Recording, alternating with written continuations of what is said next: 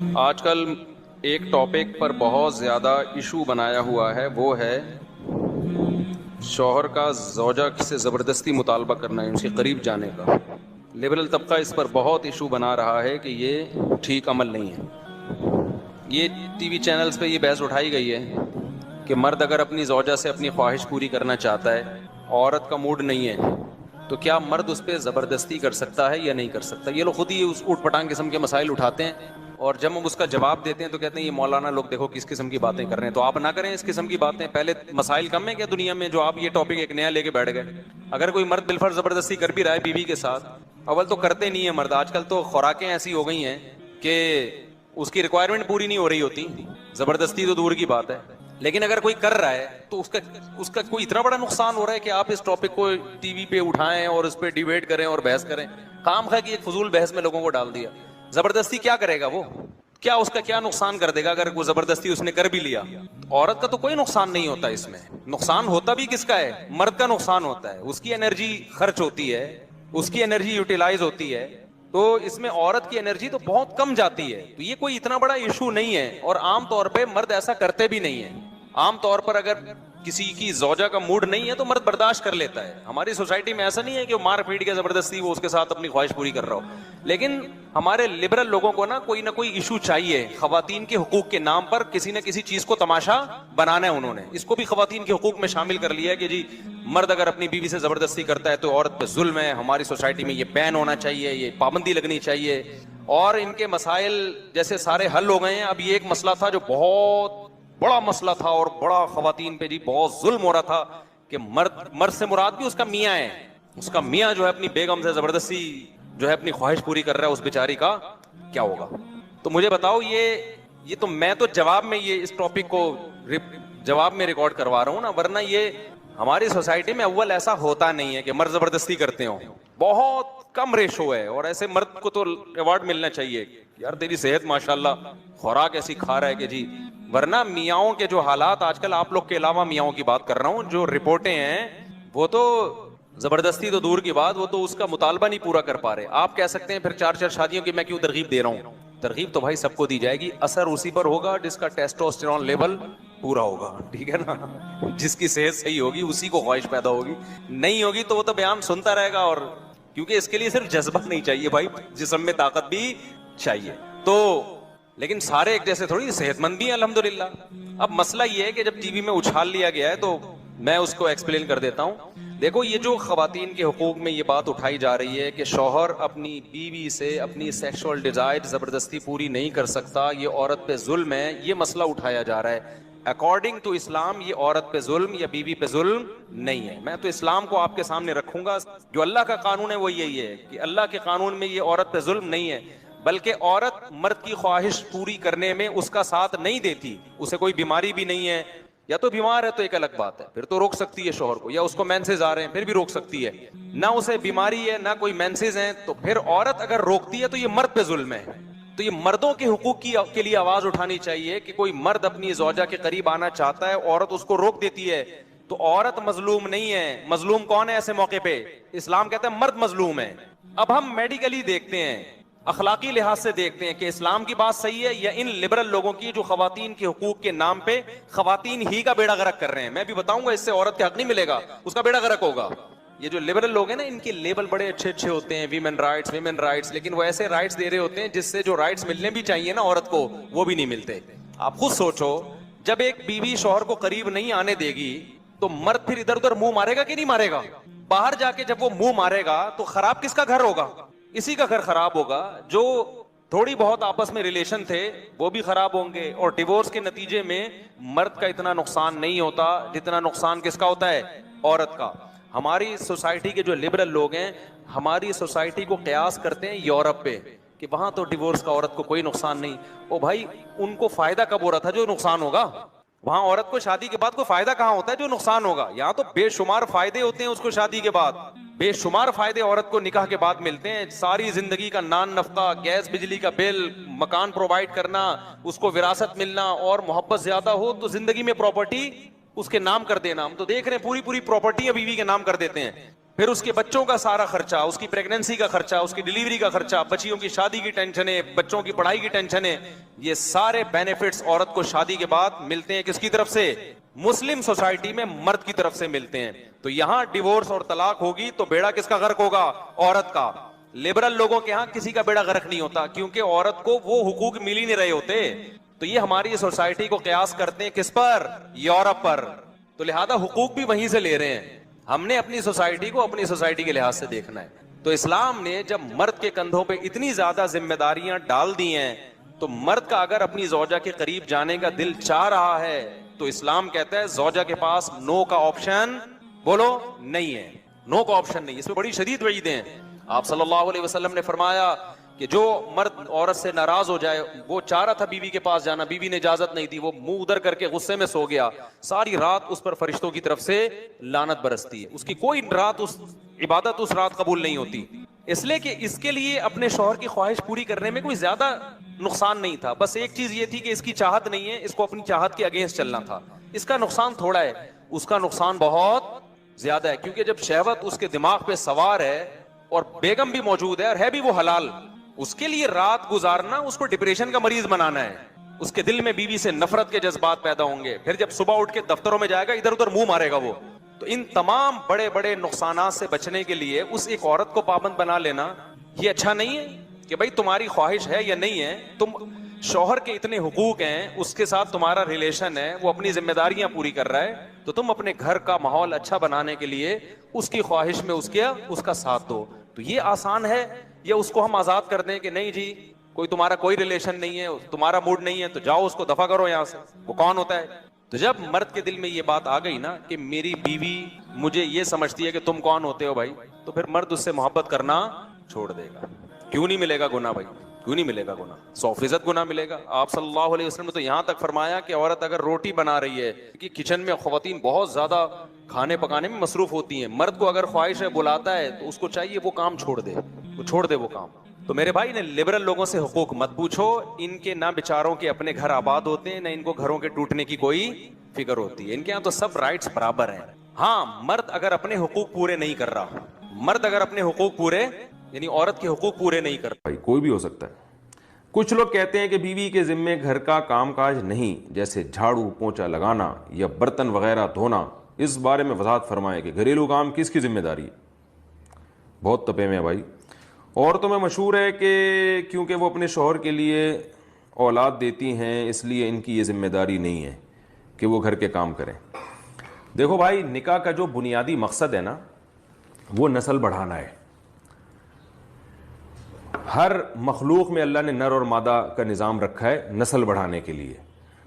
انسانوں میں بھی یہی ہے, اور یہی وجہ ہے کہ حدیث میں نکاح سے دور رہنے سے منع کیا ہے, اور محدثین نے اس کی علت بیان کی ہے کہ اسلام میں نکاح سے دور رہنا اس لیے ناپسند ہے کہ یہ اولاد کی کمی کا ذریعہ بنتا ہے. تو جلد نکاح کا بھی حکم اس لیے تاکہ اولاد زیادہ ہو, اور پھر عورت کے بارے میں حکم ہے کہ جو عورت اولاد تمہیں زیادہ دے اس سے نکاح کرو. تزوجوا الودود الولود فانی مباہی بکم الامم, آپ صلی اللہ علیہ وسلم کی صحیح حدیث ہے. تو نکاح کا جو بنیادی مقصد ہے نا, وہ ہے نسل بڑھانا. ہر انسان چاہتا ہے کہ اس کی نسل بڑھے, عورت بھی چاہتی ہے, مرد بھی چاہتا ہے, اور اس کے پھر دنیا میں بھی ان کو فائدے ہوتے ہیں, اور جوانی میں بھی, اور بڑھاپے میں بھی, اور آخرت میں تو بہت فائدہ ہوگا. یہ تو اب فیملی پلاننگ والوں نے نیچر کے خلاف چلا دیا. جیسے وہ گے میرج کا رواج دنیا میں چل پڑا نا, وہ نیچر تھوڑی ہے, لیکن جو گے کی عادی ہو گئے, اللہ کی پناہ, ان کو عورت میں دلچسپی نہیں ہے. جو عورتیں عورتوں کی عادی ہو گئی, ان کے مرد میں دلچسپی نہیں ہے. تو اسی طرح جو فیملی پلاننگ کے زہریلے نظریات سے ڈس گئے, ان کو زیادہ بچے اچھے نہیں لگتے. تو یہ فطرت کے خلاف ہے, ورنہ انسان کی ہمیشہ سے خواہش رہی ہے کہ اولاد زیادہ ہو. قرآن مجید میں تو پچھلی امتوں میں جب اللہ نے پیغمبر بھیجے تو وہ پیغمبر ان قوموں کو بتاتے تھے کہ تم اللہ کی اطاعت کرو, اس سے تمہاری نسل بڑھ جائے گی, اللہ تمہیں بچے زیادہ دے گا. تو اب آپ اندازہ لگاؤ, یہ تو نسل کا زیادہ ہونا تو اللہ کی نعمت ہے. قرآن نے اولاد کے بارے میں کیا کہا؟ یہب لمن یشاء اناسا ویہب لمن یشاء الذکور, جس کو چاہتا ہے بیٹے ہبہ کر دیتا ہے, جس کو چاہتا ہے بیٹیاں ہبہ کر دیتا ہے. تو ہبہ گفٹ کو کہتے ہیں. تو اولاد گفٹ ہے, یہ پینلٹی نہیں ہے. رہا یہ ٹوپی ڈرامے جو آج کل چل رہے ہیں کہ تربیت نہیں ہو سکے گی, ان سب باتوں کے میں اپنے بیانات میں جواب دے سکتا ہوں. اولاد زیادہ ہوتی ہے تو تربیت زیادہ اچھی ممکن ہے, کیونکہ بہن بھائی خود ایک دوسرے کی تربیت کر رہے ہوتے ہیں لاشعوری طور پر. باقی تربیت نہ کرنے کا کسی نے فیصلہ کیا, وہ تو ایک بچے کی بھی نہیں کرے گا, بگڑ جائے گی, وہ تو تباہ ہو جائے گا. یعنی وہ بچہ بھی بگڑ جائے گا. تو اور اگر جو ہے تربیت کی کوشش کرے گا تو زیادہ کی تربیت آسان ہوتی ہے, کیونکہ وہ ایک دوسرے کو سنبھال رہے ہوتے ہیں. اور ویسے بھی بچے اکٹھے پیدا نہیں ہو جاتے. اگر کسی کے 10 بچے ہیں تو 10واں جب ہوتا ہے تو پہلا وہ جوان ہو کے باپ کے ساتھ کاموں میں ہاتھ بٹا رہا ہوتا ہے. تو اکٹھے تھوڑی ہو جاتے ہیں برساتی مینڈکوں کی طرح. تو لوگ تانا دیتے ہیں نا برساتی مینڈکوں کی طرح بچے پیدا کرتے رہو اور کوئی کام نہیں. بچے برساتی مینڈکوں کی طرح پیدا ہوتے ہی نہیں ہیں. 10 بچے اگر کسی کے ہیں تو 10واں جوان ہو چکا ہوتا ہے, پھر پہلا جوان ہو چکا ہوتا ہے, پھر 10واں مارکیٹ میں آتا ہے. اور وہ جو پہلے ہو چکے ہوتے ہیں وہ کام میں ہاتھ بٹا رہے ہوتے ہیں, بیٹیاں ماؤں کے ساتھ ہاتھ بٹا رہی ہوتی ہیں. تو یہ سارے فضول قسم کی چیزیں ہیں جو معاشرے پہ مسلط کر دی گئی ہیں. رزق کی تو تنگی کا مسلمان تو سوچ ہی نہیں سکتا. نحن نرزقکم وایاہم, اللہ کہہ رہے ہیں اولاد ہم تمہیں دیتے ہیں تو روزی بھی ہم تمہیں دیں گے, ان کو بھی تمہیں بھی. اگر رزق کی تنگی کے خوف سے اولاد روکنا جائز ہوتا نا تو سب سے پہلے صحابہ کو حکم ہوتا کہ بچے روکو, کیونکہ وہ تو اصحاب صفہ والوں کے پاس تو ایک ایک لنگیاں ہوا کرتی تھیں, ایک دوسرے کی طرف پش کر کے بیٹھتے تھے وہ کہ ہمارا سطر نہ کسی دوسرے کو نظر آ جائے. اتنی غربت تھی, اتنی غربت. ان کو جب ترغیب دیے بچے زیادہ پیدا کرو, تو آج جو انڈے پراٹھے صبح شام پھوڑ رہے ہیں بچے, ان کے بیکن ہاؤس میں پڑھ رہے ہیں, کوئی سٹی اسکول میں پڑھ رہا ہے, ان کمبختوں کو جو ہے نا نسل روکنے کا خیال ہو رہا ہے کہ کھائیں گے کہاں سے. تو یہ اللہ پر بہت بڑا الزام ہے. اللہ کہے گا کمبختوں تمہیں میں صبح شام کھلا کھلا کے میں نے اتنی رزق کے دروازے کھول دیے, ہزار کے گز کے بنگلے تم لوگوں نے بنا لی, اور تم اب اتنا تم نے کھا لیا اور تمہیں ڈر ہے کہ آگے اولاد کو کون کھلائے گا. یہ اللہ پہ بہت بڑا الزام ہے. اس لیے اس کو بولنے سے پہلے 100 دفعہ سوچنا چاہیے. بعض یہ باتیں کرتے ہیں عورتیں کی صحتیں خراب ہو جائیں گی, تو یہ میں نے پورا ایک بیان اس پہ میڈیکل سائنس کی کتابوں سے حوالے دے کے جو UK کے نوبل انعام یافتہ ڈاکٹرز ہیں ان کے حوالے سے میں نے بتایا. پورا بیان میں ریکارڈ کرا چکا ہوں, YouTube پہ مل جائے گا, کہ عورت کی صحت بچے پیدا کرنے سے اچھی ہوتی ہے. جو کنٹینیو نسل پیدا کرتی رہتی ہیں وہ زیادہ دیر تک جوان رہتی ہیں. نسل روکنے سے بڑھاپا آتا ہے, موٹاپا, بڑھاپا, یہ ساری بیماریاں نسل پیدا کرنے سے نہیں, نسل روکنے سے ہیں. کیونکہ نسل پیدا کرنا یہ تو نیچر ہے نا. آپ نیچر پہ چلیں گے تو صحت اچھی ہوگی, نیچر کے خلاف چلیں گے تو صحت خراب ہوگی. تو یہ ساری چیزیں کے دلائل سے میں جواب دے چکا ہوں. تو نکاح کا بنیادی مقصد نسل بڑھانا ہے, یہ خوب سمجھیں. اب میاں بیوی میں جب نکاح ہوتا ہے تو ایگریمنٹ یہی ہوتا ہے کہ ہمیں بھی اولاد چاہیے, آپ کو بھی اولاد چاہیے. اب اس دوران چونکہ دونوں اکٹھے رہتے ہیں, ایک ساتھ رہتے ہیں, تو دنیا میں کوئی بھی قوم جب یا 2 آدمی بھی اکٹھے رہیں گے کسی حکمت سے, تو وہ اکٹھے رہنے کے کچھ اصول اور آداب ہوتے ہیں. مثال کے طور پر 2 آدمی بزنس کرنا چاہ رہے ہیں مل کے, اس کے لیے ان کو سفر کرنا ہے اور چھانگا مانگا کے جنگلات میں جانا ہے, مثال دے رہا ہوں. اب جب وہ جائیں گے تو ان کا جو کانٹیکٹ ہوا ہے بیسیکلی وہ چھانگا مانگا کے درختوں کو کاٹ کے فروخت کرنا, یہ ایک مثال دے رہا ہوں میں. کانٹیکٹ کی بیس یہ ہے. لیکن سفر کے دوران وہ کیا کریں گے, اپنے کاموں کو ڈیوائڈ کریں گے کہ یار تم ایسا کرو, تم جہاز کا ٹکٹ کرواؤ, میں اتنی دیر میں بیگ تیار کر رہا ہوں جو ہے نا, تم ذرا دیکھو کہ کون سی ایئر لائن سے جانا مناسب ہوگا, یا دوسرا تم وہاں تم یہ کام کرو, میں یہ کام کرتا ہوں, تم وہاں چھانگا مانگا کے جو جنگلات ہیں ان لوگوں سے رابطہ کرو, خلاف قانون ہے یا نہیں ہے, یہ ٹینشن ہے تم اٹھاؤ, میں کھانے کا انتظام کرتا ہوں. تو کہیں بھی 2 لوگ جب ہوں گے نا تو وہ کاموں کو ڈیوائڈ کریں گے. تو مرد اور عورت بھی جب وہ ایک ساتھ رہنے کا کانٹیکٹ کرتے ہیں نسل کے لیے, تو پھر وہ کاموں کو ڈیوائڈ ان کے کرنا پڑتا ہے. اب 2 قسم کے کام ہمارے پاس ہیں. کچھ کام وہ ہیں جو گھر کے ہوتے ہیں, کچھ کام ہوتے ہیں جو گھر سے باہر کے ہوتے ہیں. تو یا تو یوں ہوتا کہ بیگم کو کہتے ہیں کہ آپ گھر کے باہر کے کام کریں, میں گھر کے کام کروں گا. یہ شریعت کے مزاج کے خلاف ہے, کیونکہ عورت پردے کی چیز ہے اور گھر کے باہر کے کام میں محنت بھی زیادہ ہوتی ہے. تو یا پھر یہ ہو جاتا کہ دونوں گھر کے باہر کے کام کریں گے تو گھر کا کام کون کرے گا پھر, یا یہ ہو جاتا کہ دونوں گھر کے کام کریں گے تو گھر کے باہر کا کام کون کرتا. تو اس لیے نبی صلی اللہ علیہ وسلم نے حضرت فاطمہ رضی اللہ تعالی عنہ اور حضرت علی جو آپ کے داماد تھے ان کو حکم دیا رضی اللہ عنہ کہ حضرت علی گھر کے باہر کے کام کریں گے اور حضرت فاطمہ گھر کے کام کریں گی. تو یہ رواج چلا آ رہا ہے ہمیشہ سے, یہ ایک اخلاقی ذمہ داری ہے کہ مرد جب گھر کے باہر کے کام کر رہا ہے تو بھائی آپ گھر کے اندر کے کام کریں. تو یہ اس لحاظ سے آپ کی ذمہ داری ہے.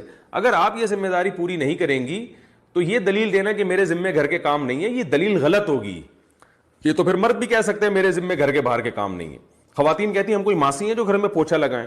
تو میں کہتا ہوں آپ کے میاں کو خانسامہ رکھا ہوا ہے جو باہر سے انڈے لے کر آ رہا ہے اور دہی لے کر آ رہا ہے آپ کے کہنے پر. تو جیسے وہ گھر کے باہر کے کام کرنے سے خانسامہ نہیں بن گیا, تو آپ گھر کے کام کرنے سے ماسی نہیں بن گئی ہیں. ہاں جو مالدار لوگ ہیں ان میں مرد گھر کے باہر کے کام نہیں کرتے, انہوں نے نوکر رکھا ہوا ہوتا ہے, تو وہ گھر کے اندر کے کام بھی خواتین سے نہیں لے سکتے، وہ خواتین جو ہے نا وہ پھر گھر میں ان کو ایک خادم لا کے رکھیں گی۔ اس لیے فقہاء نے بیان کیا اگر آپ بہت کسی مالدار عورت سے شادی کرتے ہیں جن کے گھروں میں کام کا رواج ہی نہیں ہے، انہوں نے ماسیاں رکھی ہوئی ہوتی ہیں، تو پھر مرد کی ذمہ داری ہے وہ بیوی کو نوکر لے کر دے، وہ کوئی ماسی کا انتظام کرے تاکہ وہ گھر کے اندر کے کام کرے وہ۔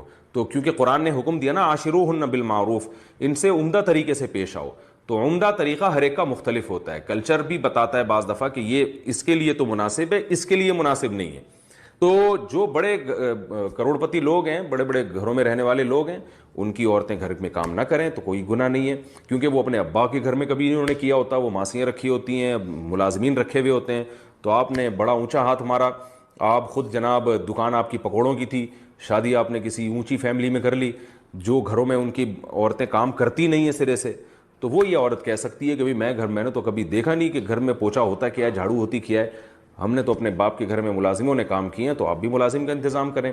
تو ایسی صورت میں شوہر کے ذمہ لازم ہوگا کہ وہ بیوی کے لیے ملازم کا انتظام کرے، ورنہ نارمل اخلاقی ذمہ داری ہے عورت کی، جیسے کہ نارمل گھروں میں ہوتا ہے، مرد بیچارہ باہر سے انڈے لے کر آ رہا ہے، دہی لے کر آ رہا ہے، جاب کر کے پیسے کما رہا ہے، عورت کی ذمہ داری ہے کہ وہ جب مرد گھر میں آئے تو اس کے لیے کھانے کا انتظام کرے، اور اس کے جو ماں باپ گھر میں موجود ہیں پہلے سے، ساس سسر، ان کی بھی خدمت کرے، کیونکہ یہ نہیں کرے گی تو کون کرے گا بھائی، وہ تو آپ کے لیے گھر سے باہر گھوم رہا ہے، تو آپ اس کے رشتہ داروں کو جو ماں باپ ہیں کم از کم ان کو سنبھال لیں آپ۔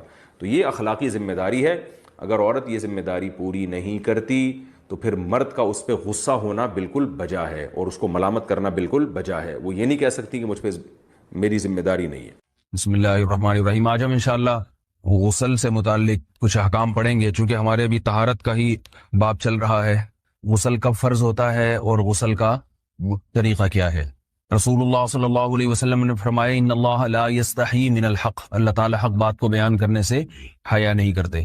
تو غسل کے جو مسائل ہیں ان میں بھی بعض دفعہ کچھ ایسی باتیں آتی ہیں جو بظاہر حیا کے خلاف ہیں، لیکن علم کی ایک بات ہے، سیکھنے اور سکھانے میں حیا اگر کریں گے تو پھر ظاہر ہے ساری زندگی جاہل ہی رہے گا انسان۔ اور غسل کے مسائل سیکھنا اس لیے ضروری ہے کہ غسل جب فرض ہوتا ہے تو جب تک مکمل غسل نہ ہو آپ کی نماز ادا نہیں ہوتی۔ رسول اللہ صلی اللہ علیہ وسلم نے فرمایا الماء من الماء، حدیث ہے کہ غسل فرض ہوتا ہے خواہش نفس کے ساتھ جسم سے منی خارج ہونے سے۔ مرد پہ غسل کب فرض ہوگا؟ جب اس کے جسم سے شہوت کے ساتھ منی خارج ہو۔ منی بالکل سفید رنگ کی چیز ہے، ایک ہوتی ہے مزی، شہوت پیدا ہونے سے اگر کسی کے مرد یا عورت کے صرف رطوبت خارج ہونا شروع ہو گئی اس سے غسل فرض نہیں ہوتا۔ جب تک مکمل شہوت پوری نہیں ہو جاتی اور مادہ منویہ خارج نہیں ہو جاتا، چاہے احتلام کی صورت میں ہو یا کسی بھی طرح سے ہو۔ مردوں کے ساتھ چونکہ یہ بہت زیادہ ہوتا ہے، نائٹ فال کی صورت میں مردوں پر غسل کی یہ صورت بہت زیادہ فرض ہوتی ہے۔ جیسے ہی بلوغت ہوتی ہے تو احتلام شروع ہو جاتا ہے، ہفتے میں 1 دفعہ 2 دفعہ 3 دفعہ، بعض نوجوانوں کو روزانہ بھی 2 دفعہ ہوتا ہے، جبکہ خواتین میں یہ والے غسل کی صورت بہت ہی کم ہوتی ہے کہ ان کو نائٹ فال ہو یا اس طرح سے غسل فرض ہو۔ ہزاروں میں کسی ایک عورت کے ساتھ ایسا ہوتا ہے۔ ایک صورت تو یہ ہے غسل فرض ہونے کی۔ دوسری صورت کیا ہے کہ جب انسان اپنی زوجہ کے ساتھ ملاپ کرے اور انٹرکورس ہو جائے، چاہے اس صورت میں ڈسچارج دونوں میں سے کوئی ہو یا نہ ہو، لیکن دونوں پہ غسل فرض ہو جائے گا، مرد پہ بھی اور عورت پہ بھی۔ یہ تو مردوں کے غسل کے فرض ہونے کا ہے۔ مردوں کے غسل میں ایک چیز یہ بھی ہے کہ اگر آپ نے رات کو نیند کی اور صبح آپ اٹھے اور آپ نے کپڑوں پہ نشان دیکھا، اب آپ کو یہ پتہ نہیں چل رہا کہ یہ منی کا نشان ہے یا مزی کا ہے، تو بھی آپ پر غسل کرنا فرض ہے۔ یہی سمجھا جائے گا کہ یہ آپ خواب میں ڈسچارج ہوئے ہیں۔ عورت پر جو غسل فرض ہوتا ہے ایک اور صورت میں ہوتا ہے کہ جب خواتین کو ایام آنا بند ہو جاتے ہیں، حیض یا نفاس سے جب پاک ہو جائیں تو بھی ان پہ غسل فرض ہے۔ یہ تو غسل کی فرضیت سے متعلق احکام تھے۔ کچھ چیزیں ایسی ہیں جن میں غسل سنت ہے، فرض نہیں ہے۔ جمعہ کے دن غسل کرنا رسول اللہ صلی اللہ علیہ وسلم نے بہت زیادہ تاکید کی ہے۔ سنت کی 2 قسمیں ہیں، سنت مؤکدہ اور سنت غیر مؤکدہ۔ مؤکدہ وہ ہوتی ہیں کہ جن کو چھوڑنے کا اگر کوئی معمول بنا لے تو گناہ کا خطرہ ہے، اور ایسا شخص قابل ملامت ہے، اسے شریعت ملامت کرتی ہے، برا بھلا کہتی ہے۔ تو غسل سنت مؤکدہ ہے، ہفتے میں 1 مرتبہ، چاہے جمعے کے دن ہو یا کسی بھی دن ہو۔ جو مسلمان ہفتے میں 1 دفعہ بھی نہیں نہاتا، وہ کتنا ہی نیٹ کلین ہو، مگر شریعت کی نظر میں وہ قابل ملامت ہے، اسے تانے دینے چاہیے کہ شرم نہیں آتی ہو مسلمان مگر رہتے ہو بھنگیوں اور چماروں کی طرح۔ ملامت تو اسی کو کہتے ہیں نا۔ اس کی دلیل رسول اللہ صلی اللہ علیہ وسلم نے فرمایا، صحیح حدیث ہے، حق علی کل مسلم ان یغتسل کل اسبوع مرتن، کہ ہر مسلمان پر لازم ہے کہ وہ ہفتے میں کم از کم ایک مرتبہ غسل کرے. ہر مسلمان پر لازم ہے، چاہے اس پہ غسل فرض نہ بھی ہو. اور کس دن بہتر ہے؟ جمعہ کے دن. نبی صلی اللہ علیہ وسلم نے حکم دیا ہے کہ جمعے کے دن غسل کیا جائے. امام احمد ابن حنبل کا مذہب یہ ہے کہ جمعے کے دن غسل کرنا واجب ہے، صرف سنت نہیں ہے بلکہ واجب ہے. لیکن جمہور کا مذہب یہ ہے کہ سنت عمل ہے. غیر مسلم جب اسلام قبول کرتا ہے تو اس وقت بھی اس کے لیے غسل کرنا سنت ہے. جب ہم مردے کو نہلاتے ہیں تو جو مردے کو نہلائے اس کے لیے بھی خود غسل کرنا افضل ہے، سنت عمل ہے. عید کے دن غسل کرنا سنت عمل ہے. تو یہ وہ تمام مواقع ہیں جن میں غسل کرنا رسول اللہ صلی اللہ علیہ وسلم کی سنت ہے. غسل کا طریقہ کیا ہے؟ غسل میں 3 چیزیں فرض ہیں. منہ بھر کے قلی کرنا، ناک میں پانی ڈالنا کہ ناک کی جو نرم جگہ ہے یہ اچھی طرح تر ہو جائے، اور پورے جسم پہ ایک مرتبہ پانی بہا دینا کہ جسم میں بال کے برابر جگہ بھی خشک نہ رہے. یہ تو ہے فرض، یعنی یہ کام کسی نے کسی بھی طرح سے کر لیا تو غسل ادا ہو جائے گا، چاہے اس کی نیت غسل کی تھی یا نہیں تھی. کوئی آدمی چلتا ہوا جا رہا ہے، پھسل کے تالاب میں گر گیا، پورے غوطے کھا کے باہر نکلا، قلی کر لے اور ناک میں پانی ڈال لے تو غسل اس کا ادا ہو جائے گا. البتہ چونکہ نیت نہیں تھی لہذا غسل کا ثواب نہیں ملے گا. ثواب نیت کے بغیر نہیں ملتا انسان. دلائل اس کے الگ موضوع ہے کہ اس کی دلیل کیا ہے کہ بغیر نیت کے بھی غسل ہو جاتا ہے، لیکن میں نے بتایا دلائل کا سیشن نہیں ہے، اس میں پھر بات لمبی ہو جائے گی. تو یہ تو ہے فرض، پورے جسم پہ پانی بہانا، قلی اور ناک میں پانی. سنت طریقہ کیا ہے؟ رسول اللہ صلی اللہ علیہ وسلم غسل کیسے کرتے تھے؟ سنت طریقہ جس پہ جو اختیار کرنا چاہیے وہ طریقہ یہ ہے کہ جب آپ غسل کے لیے بیٹھیں تو سب سے پہلے وہ جگہ دھوئیں جہاں نجاست اور ناپاکی لگی ہوئی ہے. نائٹ فال ہوا، کسی کو احتلام ہوا، تو جہاں جہاں گندگی لگی ہے پہلے اس جگہ کو دھوئیں. استنجا کریں، شرمگاہ کو دھوئیں اچھی طرح. سمجھ رہے ہیں بات کو؟ اس کے بعد ہاتھ دھوئیں اور مکمل وضو کریں جیسے ہم عام حالات میں وضو کرتے ہیں. مکمل وضو کرنے کے بعد دائیں کندھے پہ پانی ڈالا، لیفٹ سائڈ پہ پانی ڈالا.